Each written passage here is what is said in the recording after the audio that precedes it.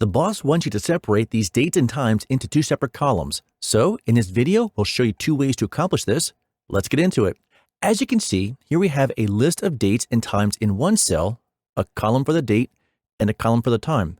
In full disclosure, before I recorded this video, I applied a date format to the date column and a time format to the time column, which is important because it will help make sure everything gets displayed properly.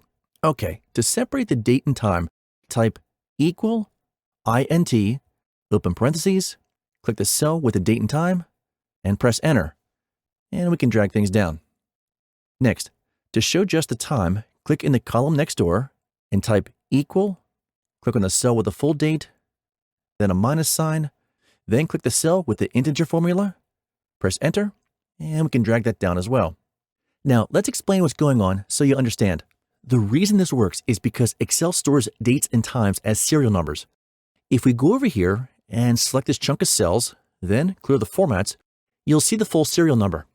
The part before the decimal is the date and the part after is the time.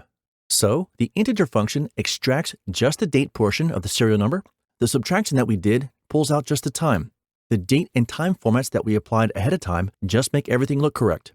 Next, let's move on and look at another way to separate the date and time, and that's by using good old-fashioned text to columns. We can start by selecting our list, then go up to the ribbon and click Data, Text to Columns, and now we just have to walk through the wizard. Let's click Next, and because our data is separated by a space, let's go with that option, and we'll choose Next. In this preview, it looks like everything has been displayed quite nicely, but the only thing to do is change the destination cell, and we'll click right here to do that. Let's go ahead and click Finish, and we can see the data has been separated into date, time, and a column for AM, PM, which is a slightly different result from the integer function above. Okay, so let me know which of these two methods you prefer down in the comments, and after you've completed that, feel free to check out this video.